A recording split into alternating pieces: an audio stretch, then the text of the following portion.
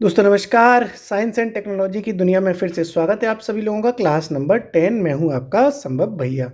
नई यूनिट शुरू हो रही है और नई यूनिट आज शुरू हो रही है। उसको इंग्लिश में कहते हैं डिफेंस टेक्नोलॉजी और हिंदी में कहा जाता है रक्षा प्रौद्योगिकी। जी, रक्षा हम लोग मतलब हमारी जो सेना है वो हमारी रक्षा करती है। डिफेंस सिस्टम हमारी इंडिया की रक्षा करता है, हम सभी लोगों की रक्षा करता है। तो कौन कौन सी मिसाइलें हैं, कौन कौन से टैंक हैं, कौन कौन सी तोप उड़ेंगी, कौन कौन सी बंदूकें हैं, वो सारी कथा अपन इस यूनिट में समझेंगे। ठीक है साहब, कोई दिक्कत किसी भी प्रकार की? तो दोस्तों सबसे पहले बात करते हैं हम 26 जुलाई 1983 की। 26 जुलाई 1983 क्या हुआ था ऐसा हिंदुस्तान में 26 जुलाई 1983 को? तो 26 जुलाई 1983 को डॉक्टर APJ अब्दुल कलाम, कौन? डॉक्टर APJ अब्दुल कलाम के नेतृत्व में, जिन्हें मिसाइल मैन ऑफ इंडिया भी कहा जाता है, APJ अब्दुल कलाम जी को मिसाइल मैन ऑफ इंडिया भी कहते हैं, उन्हीं के नेतृत्व में पहली बार इंडिया का मिसाइल सिस्टम लॉन्च हुआ था। मिसाइल सिस्टम इंडिया का 26 जुलाई 1983 को लॉन्च हुआ था, जिसको कहा जाता है integrated guided missile development programme. Integrated guided missile development programme. ठीक है साहब, समझ गए? तो यही वाली बात लिख लेते हैं।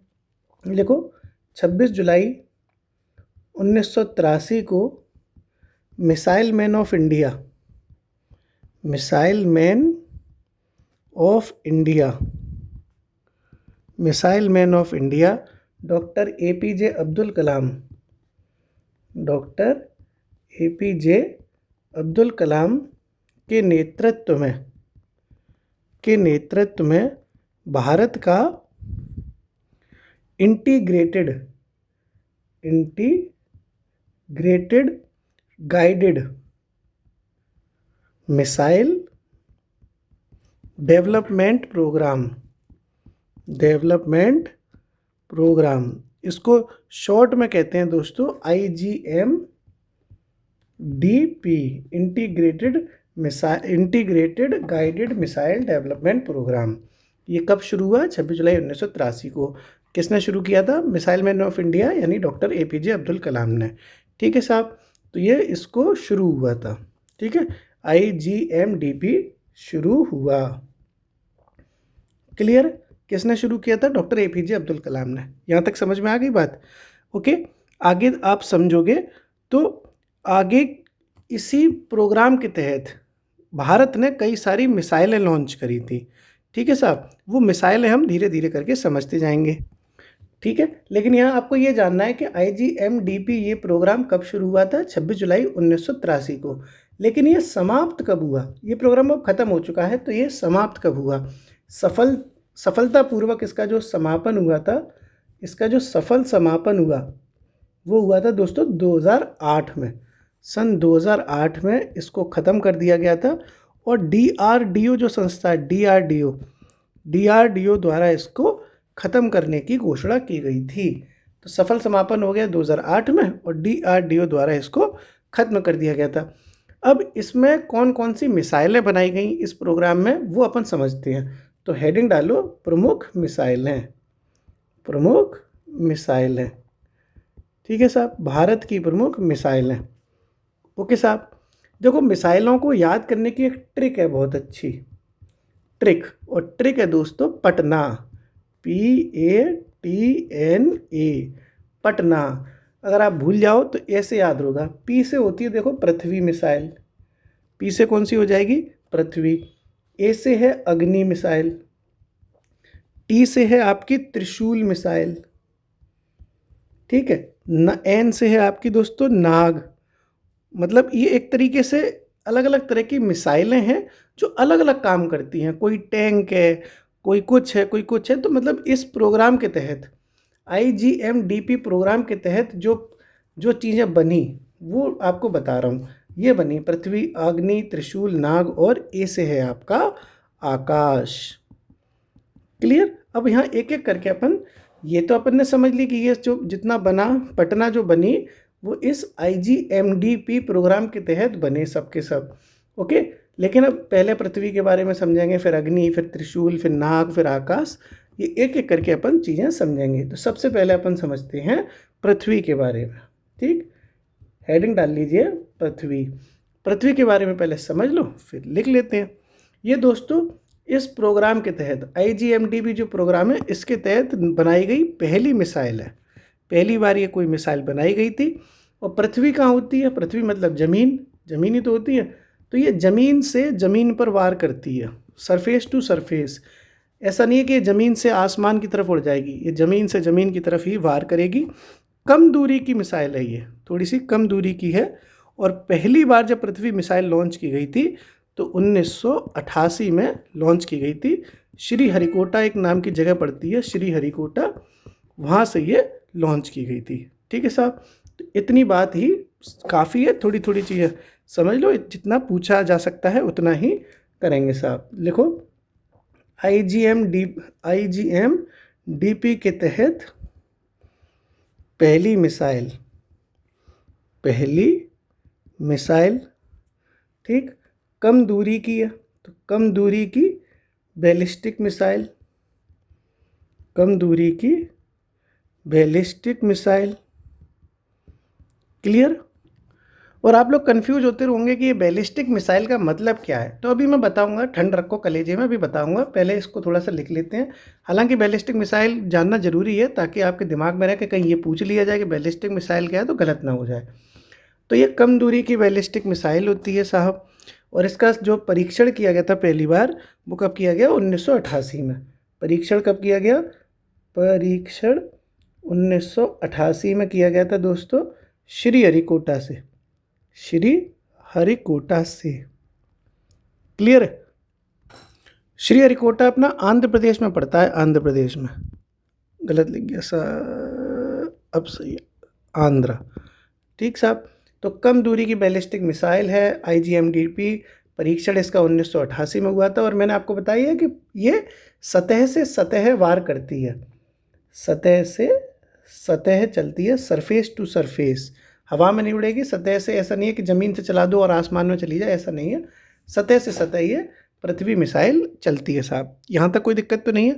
आगे समझते हैं अपन लोग। ये जो मिसाइल है ना दोस्तों पृथ्वी वाली, ये अपने साथ परमाणु बम भी ले जा सकती है, परमाणु हथियार ले जाने में सक्षम है।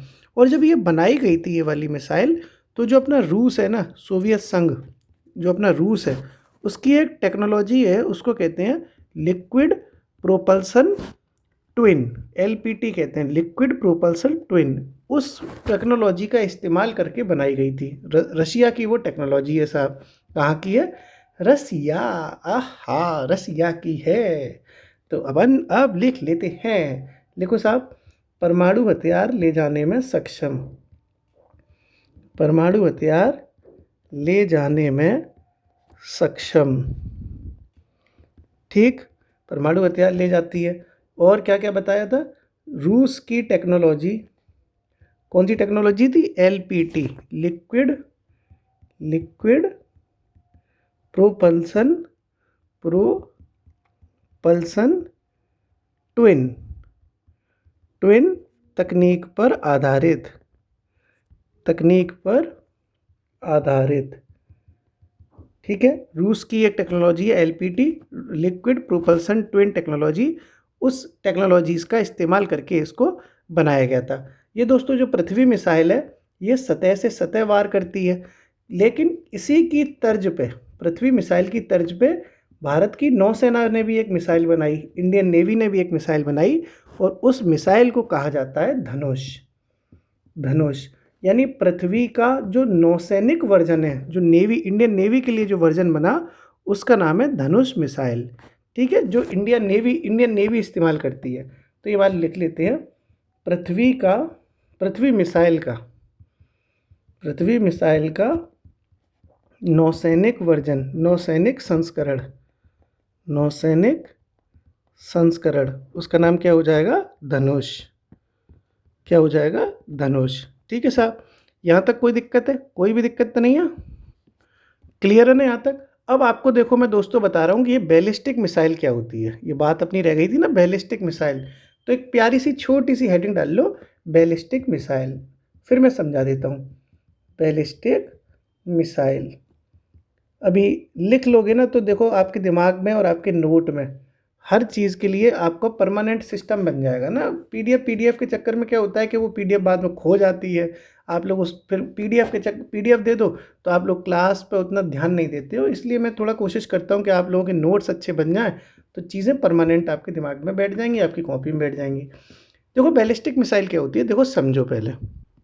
जैसे मान लो ये कोई रॉकेट है, ठीक है, ये कोई रॉकेट सा हो गया, इसमें ये आपकी मिसाइल लग गई।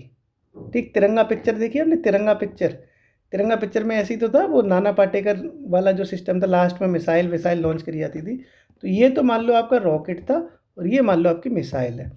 ये रॉकेट के माध्यम से मिसाइल फंस गई यहाँ पे, और इस रॉकेट ये थोड़ा सा हवा में उड़ा और धीरे से इस रॉकेट ने इस मिसाइल को छोड़ दिया। तो ये उड़ती हुई मिसाइल ऐसे ऐसे ऐसे ऐसे ऐसे करके धम्म से ज़मीन पर गिरेगी कि नहीं गिरेगी, यहाँ पे गिर जाएगी। तो ये टारगेट इसका यही था कि ये मिसाइल यहाँ जाके गिरे और यहीं पे जाके ब्लास्ट कर दे और जिसको मारना था वो मर जाए। ये होती है बैलिस्टिक मिसाइल, जो रॉकेट के माध्यम से उड़ाई जाती है और फिर उसे छोड़ दिया जाता है, और छोड़ देंगे तो फिर वो गुरुत्वाकर्षण के कारण पृथ्वी पे आके गिरेगी, और जहाँ गिरेगी वही उसका टारगेट पहले से सेट कर दिया जाता है। और इसका जो ये मार्ग बना, इस मिसाइल ने जो रास्ता अपनाया वो परवलयाकार अपनाया, परवलयाकार। ये रास्ता ऐसे वाला जो होता है, आपने अगर जानते होंगे तो ये जो अंडाकार रास्ता होता है उसे साइंस की भाषा में, मैथ की भाषा में पैराबोला कहते हैं। पैराबोला हिंदी में कहते हैं परवलयाकार, इंग्लिश में कहते हैं पैराबोला। समझ गए, क्लियर हो गया। तो यही बात अब यहाँ लिखनी है। बैलिस्टिक मिसाइल में लिखो ऐसी मिसाइल जो रॉकेट की मदद से ऊंचाई पर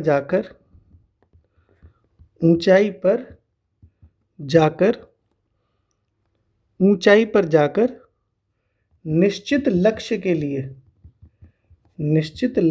लिए गुरुत्वाकर्षण की मदद से गिराई जाती है।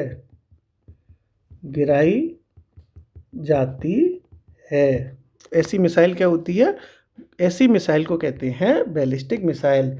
इसका रूट कैसा होता है, इसका मार्ग मैंने अभी बताया था, पैराबोला यानी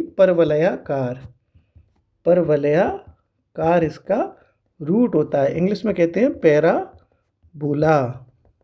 ठीक साहब, क्लियर है। आपने इसका रूट समझ लिया, आपने ये भी समझ लिया कि रॉकेट की मदद से उड़ेगी, फिर बाद में रॉकेट छोड़ देगा मिसाइल को, तो मिसाइल उड़ती हुई धम्म से टारगेट पर गिर जाएगी, ब्लास्ट हो जाएगा, और जिन्हें टारगेट करके जहाँ विस्फोट करना था वहाँ विस्फोट हो जाएगा। क्लियर है। एक छोटा सा नोट और है यहाँ पे, इम्पोर्टेंट सा नोट। क्या है नोट? है दोस्तों, नोट है, उसको कहते हैं प्रद्युम्न। एक नोट है छोटा सा, प्रद्युम्न। ये क्या चीज़ है, ये क्या बला है भाई साहब? तो जिन का नाम प्रद्युम्न है उनके आएंगे मज़े। प्रद्युम्न एक तरह की इंटरसेप्टर मिसाइल होती है, इंटरसेप्टर मिसाइल। अब आप सोचोगे इंटरसेप्टर मिसाइल क्या होता है? इंटरसेप्टर मिसाइल का मतलब ये होता है कि जो खुद तो ब्लास्ट नहीं कर पाता, जो खुद एक मिसाइल नहीं है, लेकिन ये लोगों को बचा लेता है, बचाव कर लेता है। यानी कोई हमला कर रहा है तो ये रक्षा कर लेगा, लेकिन ये खुद हमला नहीं कर सकता। ऐसी मिसाइलों को कहते हैं इंटरसेप्टर मिसाइल, जो खुद हमला नहीं कर सकती, लेकिन सामने वाला अगर हमला कर ले तो बचा देंगी। एक तरह से ये ढाल है। ढाल जो है खुद तो हमला नहीं करती, लेकिन सामने से कोई तलवार चलाए तो बचा लेती है। ठीक है साहब, समझ गए। तो प्रद्युम्न क्या है? एक इंटरसेप्टर मिसाइल है, इंटरसेप्टर मिसाइल है। ये इंटरसेप्टर मिसाइल है, स्वयं हमला नहीं कर सकती, किंतु बचाव कर सकती है।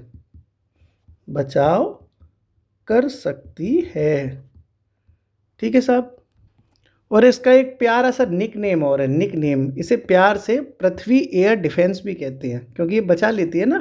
तो इसका जो उपनाम है, उपनाम, निक नेम हो गया ना इसका, तो क्या हो जाएगा, पृथ्वी एयर डिफेंस, एयर डिफेंस।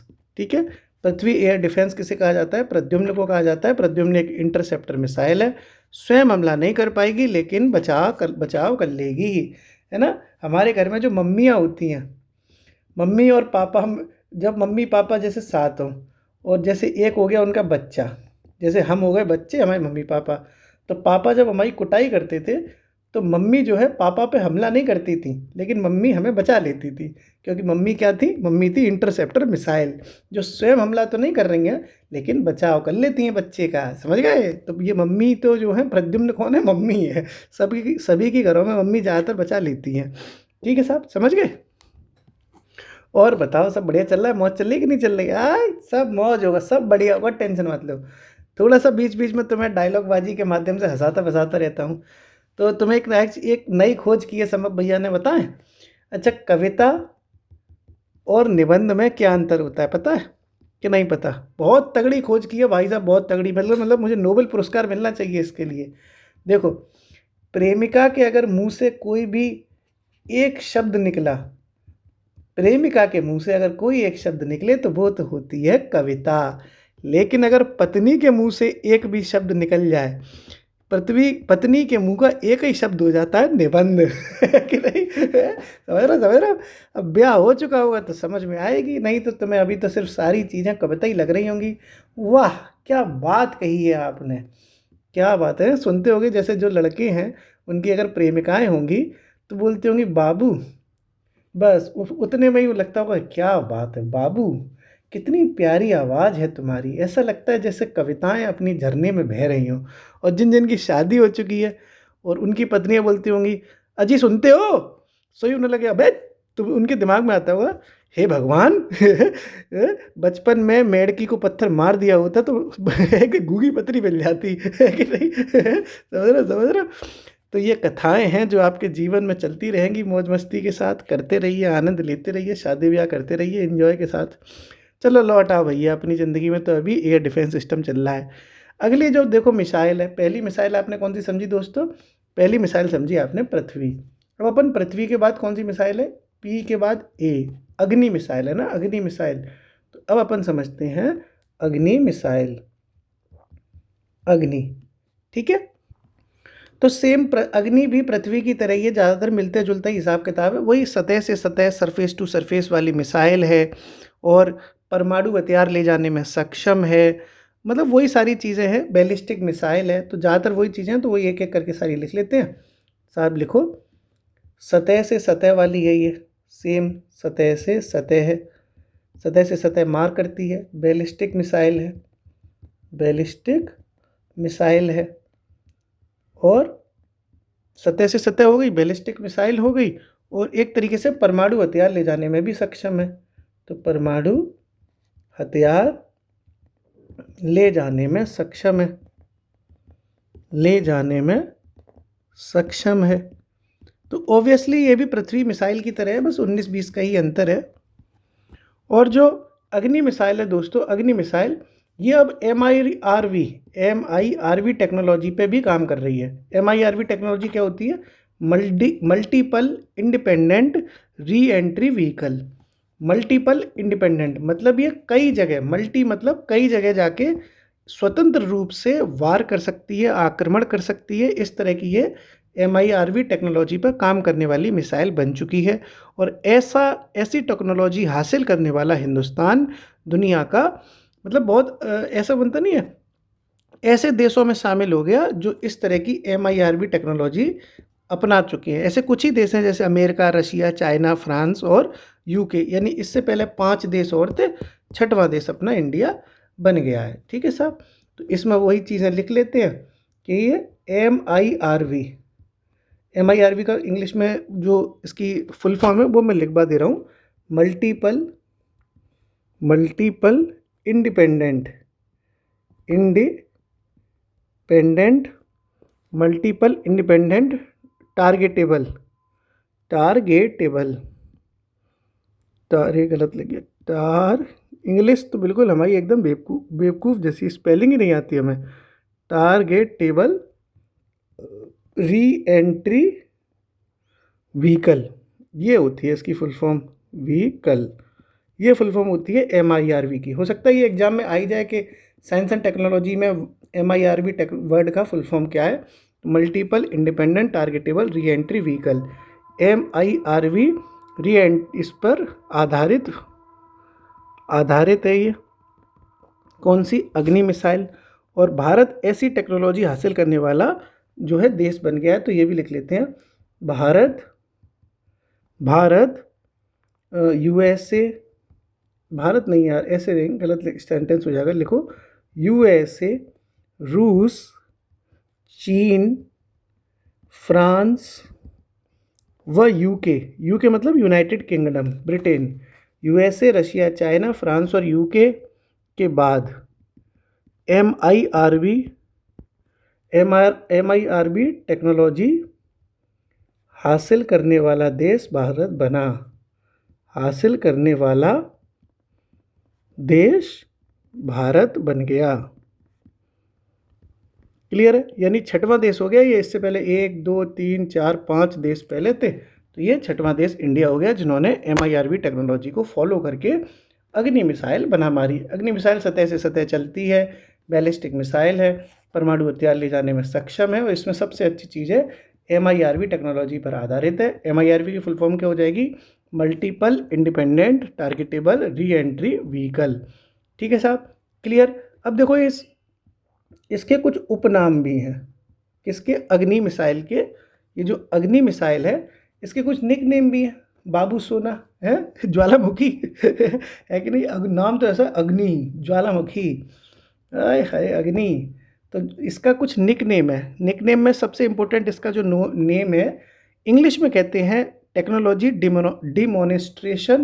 डिमोनेस्ट्रेटर। बोल नहीं पाता यार मैं। टेक्नोलॉजी डिमोनेस्ट्रेटर लिख दे रहा हूँ। टेक्नोलॉजी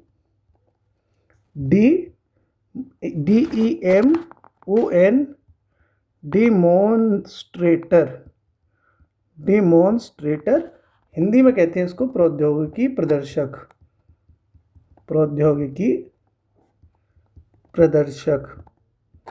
ठीक है, ये तो हो जाएगा टेक्नोलॉजी डिमोन्स्ट्रेटर। एक और निकनेम है इसका, वो है रीढ़ की हड्डी। परमाणु प्रतिरोधक क्षमता की रीढ़ की हड्डी। परमाणु प्रतिरोधक क्षमता की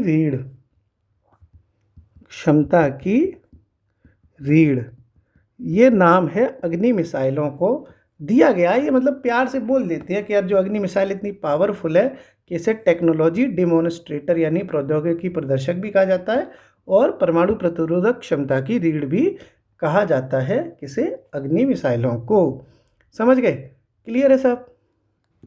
अब इसी में दोस्तों और आगे बढ़ेंगे तो जो अब नई पीढ़ी की अग्नि मिसाइल भी आजकल लॉन्च हो गई है। जैसे नई पीढ़ी अपनी चल रही है, नई जनरेशन, तो नई जनरेशन की भी अग्नि मिसाइल लॉन्च हुई है, और उसका नाम रखा गया है अग्नि पी।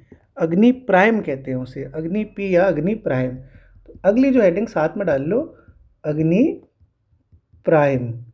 इंग्लिश में कहते हैं इसे अग्नि पी। ये दोस्तों नई पीढ़ी की एक अग्नि मिसाइल है। इसके बारे में आपको इतना बहुत अच्छा जान के लगेगा कि जो बैलिस्टिक मिसाइल्स होती हैं, वो बैलिस्टिक मिसाइल, जैसे ये भी बैलिस्टिक मिसाइल थी, बैलिस्टिक मिसाइल को रॉकेट की मदद से उड़ाया जाता था। लेकिन ये जो नई पीढ़ी की अग्नि प्राइम बन गई, इसको ना कनस्तर में रख के ले जा सकते हो आप। यानी कनस्तर में रख के ले जाने का मतलब ये हो गया कि ये कैनिस्ट्राइज्ड मिसाइल है। एक वर्ड होता है कैनिस्ट्राइज, यानी कनस्तर में रख के ले जाने वाला।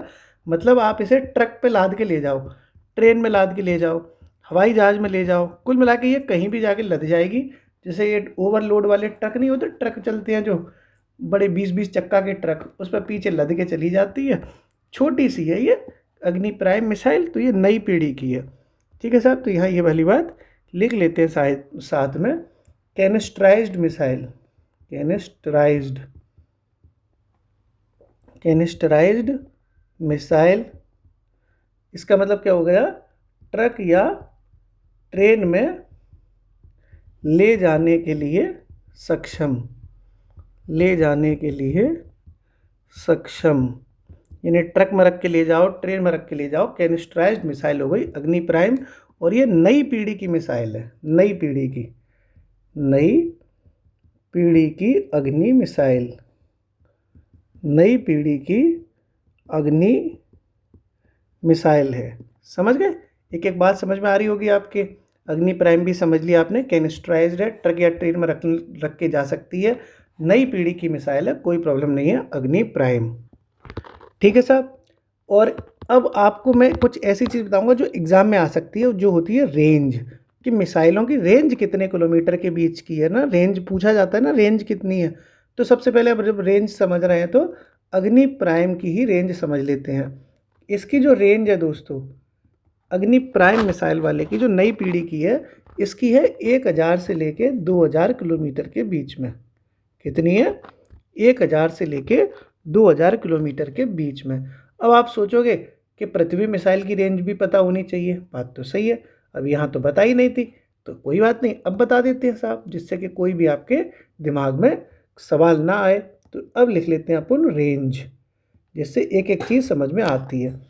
पृथ्वी मिसाइलों की बात की जाए दोस्तों, पृथ्वी की, तो पृथ्वी मिसाइलों के 3 संस्करण बने थे, जिसको कहा जाता है 3 एडिशन बने थे, पृथ्वी 1, पृथ्वी 2, पृथ्वी 3।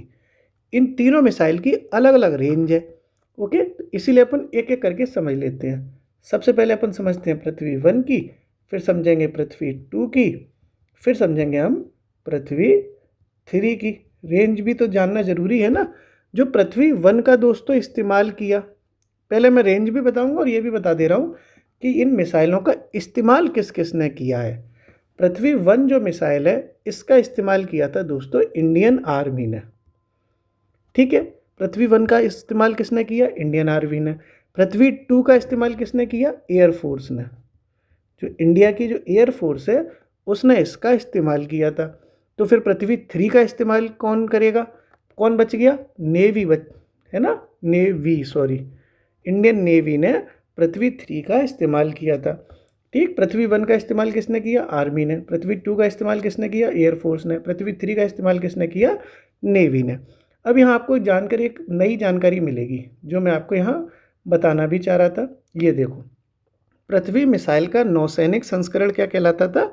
धनुष कहलाता था। ठीक है, ये जो नेवी वाली जो नौसेना, मतलब नेवी वाला जो पृथ्वी थी, उसको धनुष कहते थे। इसीलिए दोस्तों, ये जो पृथ्वी 3 है ना, ये नेवी तो इस्तेमाल कर रही है, इसी पृथ्वी 3 को ही धनुष कहा जाता था। क्लियर हो गया एक एक चीज़? नेवी ही तो पृथ्वी 3 का इस्तेमाल कर रही है और यही तो धनुष है। तो धनुष पृथ्वी का नेवी यानी नौसेना का संस्करण था।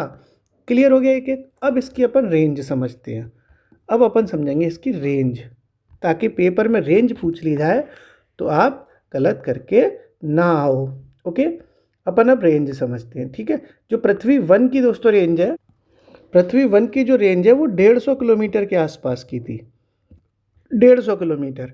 लेकिन पृथ्वी 2 की जो रेंज थी वो 250 से 350 किलोमीटर के आसपास की थी। और जो पृथ्वी 3 की रेंज थी वो 350 किलोमीटर या उससे ऊपर की थी। तो कुल मिला के ये रेंज है, बहुत इजी है। पृथ्वी 1 का इस्तेमाल आर्मी ने किया, 150 किलोमीटर इसकी रेंज थी। पृथ्वी 2 का इस्तेमाल एयरफोर्स ने किया, 250 से 350 किलोमीटर के बीच में इसकी रेंज थी। और पृथ्वी 3 यानी धनुष का इस्तेमाल नेवी ने किया और इसकी रेंज भी 350 किलोमीटर के आसपास की थी। क्लियर? अब अपन इसी तरीके से अग्नि वाली जो मिसाइल थी, अग्नि वाली, ये जैसे पृथ्वी का अपन ने समझ लिया, इसी तरीके से अग्नि का भी पूरा रेंज सिस्टम समझ लेते हैं, अग्नि मिसाइल का। तो अग्नि के दोस्तों कुल मिला के 5 एडिशन इंडिया में लॉन्च हुए। जैसे पृथ्वी के 3 हुए थे, पृथ्वी 1, 2, 3, ऐसे ही अग्नि के टोटल 5 एडिशन इंडिया में लॉन्च हुए थे। पाँचों की रेंज बहुत ईजी है, आपको तुरंत याद हो जाएगी, टेंशन मत लो। तो ऐसे ही सबसे पहले था अग्नि 1, फिर आया था इंडिया में अग्नि 2, फिर आया था ये अग्नि 3, फिर आया इंडिया में अग्नि 4 और लास्ट में आया इंडिया में अग्नि 5। ऐसे ये रेंज है इसकी, देखो बहुत आसानी से याद होगी, टेंशन मत लेना। देखो ये जो अग्नि फर्स्ट है, ये 1000 किलोमीटर से कम की थी, यानी लगभग 700 से 900 किलोमीटर के आसपास, यानी 1000 किलोमीटर से कम की रेंज थी इसकी।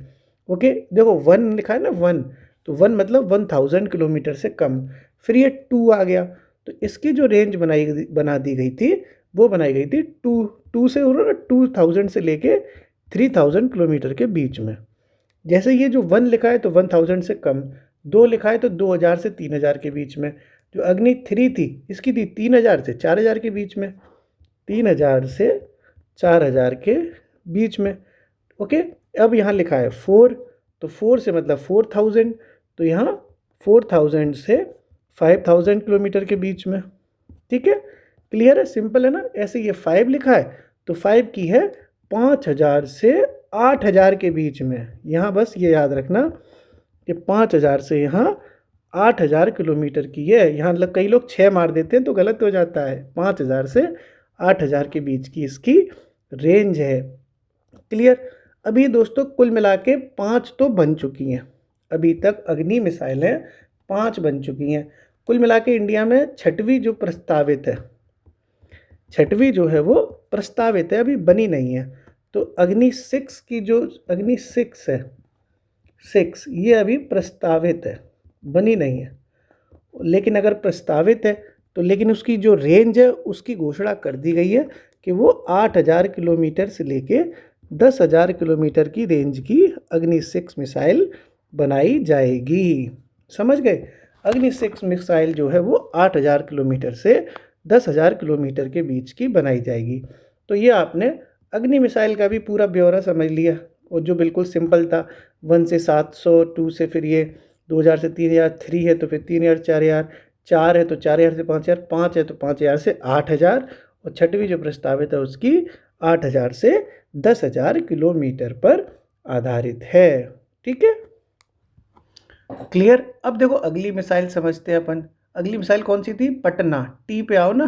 देखो पी से अपन ने पृथ्वी समझ ली, ए से अपन ने अग्नि समझ ली, टी से अब अपन त्रिशूल समझेंगे। तो अगली जो मिसाइल है वो है त्रिशूल मिसाइल। कौन सी है? त्रिशूल। ठीक है साहब, त्रिशूल।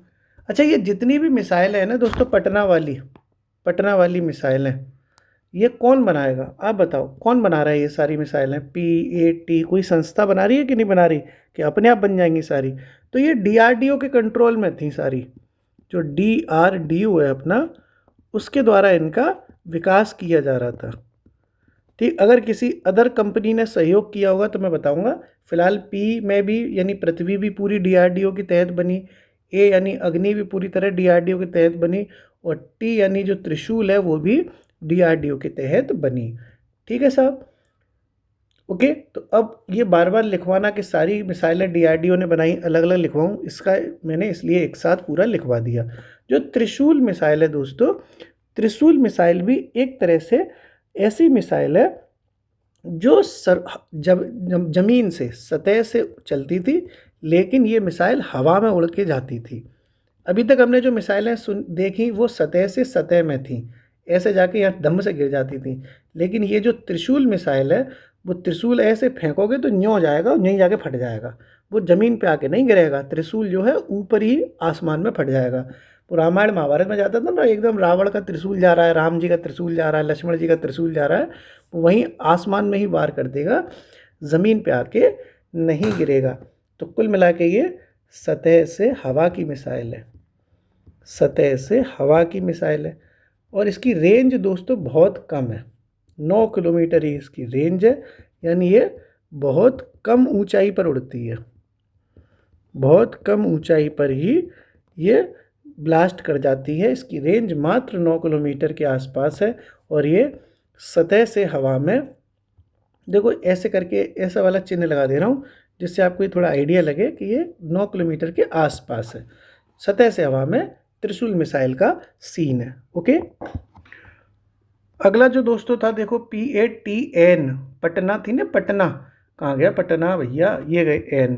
यानी हमने P से पृथ्वी समझ ली, A से अग्नि समझ ली, T से त्रिशूल समझ लिया, अब N से हम नाग समझेंगे, फिर हम A से हम आकाश समझेंगे। नाग और आकाश हमारे रह गए। तो अब हम समझें नाग, नाग वाली मिसाइल। तो जल्दी से प्यारी सी हेडिंग डाल लो, नाग मिसाइल। ठीक है, नाग ये क्या चीज़ होती है? तो दोस्तों ये एक प्रकार का एक ऐसी मिसाइल है जो तीसरी पीढ़ी की मिसाइल कहलाती है। तीसरी पीढ़ी की ये मिसाइल कहलाती है और ये टैंक रोधी है। टैंक रोधी का मतलब होता है एंटी टैंक है, यानी आपको कहीं भी टैंक दिखाई देगा, जो आप देखते होंगे युद्ध वगैरह में टैंकर्स, टैंक जो चलते रहते हैं, वो टैंक को उड़ाने के लिए, दुश्मनों का जो टैंक है उनको उड़ा देगी। ऐसी मिसाइल है नाग मिसाइल, जो तीसरी पीढ़ी की एंटी टैंक गाइडेड मिसाइल है। ठीक है, तीसरी पीढ़ी की है, पहली बात तो तीसरी पीढ़ी की है और एंटी टैंक है, anti tank guided missile, guided missile. ठीक है, इसके बारे में एक बहुत इम्पोर्टेंट स्टेटमेंट है, एक कथन है, इसको प्यार से कहा जाता है दागो और भूल जाओ। यानी एक बार जब फायर का बटन दबा दिया तो चुपचाप घर पे आके खाना खाओ, जिस सबको उड़ा के ही मानेगी। ठीक है, तो दागो और भूल जाओ पर, दागो और भूल जाओ के सिद्धांत पर आधारित, दागो और भूल जाओ के सिद्धांत पर आधारित है। कौन सी? नाग मिसाइल, तीसरी पीढ़ी की एंटी टैंक गाइडेड मिसाइल है। दागो और भूल जाओ के सिद्धांत पे नाग मिसाइल काम करती है। ठीक है साहब, नाग देवता अगर काट लेंगे ना, दाग देंगे, तो तुम सब कुछ भूल जाओगे भाई साहब। नाग देवता ने अगर काट लिया, दाग दिया ना, सारी चीज़ें भूल जाओगे भाई साहब। तो दागो और भूल जाओ के सिद्धांत पे नाग मिसाइल काम करती है। ओके, ठीक है, क्लियर है। और इसी नाग मिसाइल का दोस्तों एक हवाई वर्जन भी बनाया गया है, जो हवा में काम करेगा, और उस हवाई संस्करण को कहा जाता है हेलिना। मतलब हेलिना नाम का एक हेलिना नाम की एक और मिसाइल बनाई गई है, जो नाग मिसाइल का ही हवाई वर्जन है। यानी हवा में अगर कोई ऐसा टैंक उड़ाना है, हवा में भी टैंक उड़ा सकते हो, तो आपको हेलिना का इस्तेमाल करना पड़ेगा। ठीक है साहब, तो इसका जो हवाई संस्करण है, हवाई संस्करण, उसका नाम रखा गया है हेलिना। चंद्रगुप्त मौर्य की वाइफ का नाम था भाई साहब हेलेना। तुम देख लेना एक बार गूगल से डाउनलोड करके हेलेना की फ़ोटो, ज़िंदगी में हिलना भूल जाओगे भाई साहब, इतनी सुंदर है कि नहीं? बहुत क्यूट, मतलब है ना, इतनी सुंदर है। मैं क्या करूँ, मैं क्या करूँ। तो हवाई संस्करण है हेलेना, उनका नाम था। नाग की हवाई संस्करण का नाम क्या है? हेलेना। ओके, इसी तरीके से दोस्तों अब जो नाग मिसाइल है, इसका अपडेटेड वर्जन भी आ रहा है हिंदुस्तान में।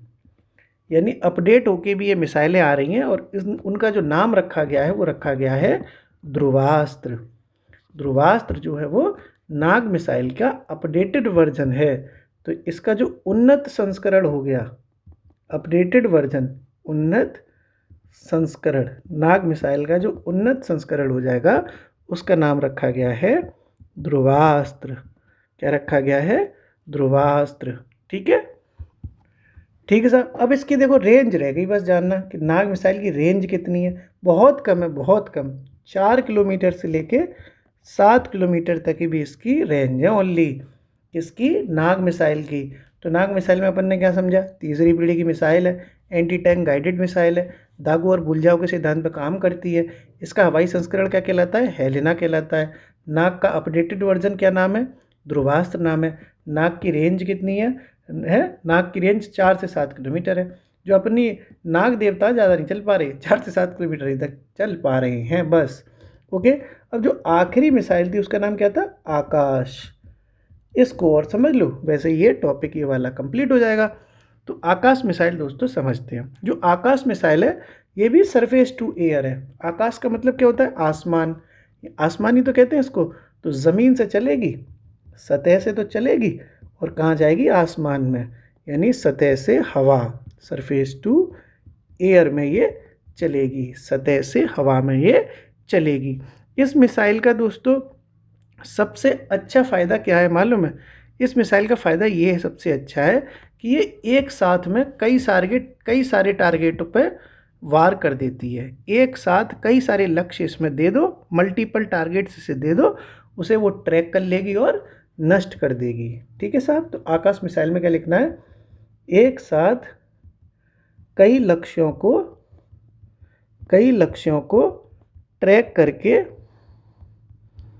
ट्रैक करके नष्ट करने में सक्षम, नष्ट करने में सक्षम। ये भी आपने समझ लिया। बस इसकी रेंज और जान लो, उसोई का किस्सा ख़त्म। इसकी रेंज जान लो, कहानी ख़त्म। इसकी दोस्तों जो रेंज है नाग, इसकी क्या नाम है इसका, क्या था, आकाश मिसाइल की, इसकी जो लगभग रेंज आपको देख पाओगे तो 25 किलोमीटर के आसपास है। बहुत ज़्यादा रेंज नहीं है इसकी, 25 से 30 किलोमीटर के आसपास रेंज है। 25 से 30 किलोमीटर इसकी रेंज है। देखो कि ये देखो ज़मीन से हवा में जा रही है ना, तो हवा में अगर आसमान में 30 किलोमीटर देखा जाए तो कितना ऊपर हो गया। तो लोगों को लगता है कि ये 30 किलोमीटर कम है, भाई साहब बहुत है ये। देखा जाए तो सीधे सीधे 30 किलोमीटर नाप लेना, ऊंचाई कितनी हो जाएगी, है ना। तो इस तरीके से दोस्तों आपने ये जो जितना मिसाइल सिस्टम था वो आज आपने कंप्लीट किया। अब आप कमेंट बॉक्स में आंसर बताओ कमेंट बॉक्स में कि जो अपना भारत है, भारत की जो सुपर कंप्यूटिंग है, सुपर कंप्यूटिंग, भारत की सुपर कंप्यूटिंग, जितने भी इंडिया में सुपर कंप्यूटर्स बनते हैं उनके जनक किसे कहा जाता है, भारत की सुपर कंप्यूटिंग का जनक किसे कहा जाता है, कमेंट बॉक्स में बताइए। हंसते रहिए, पढ़ते रहिए, मुस्कुराते रहिए। शुक्रिया।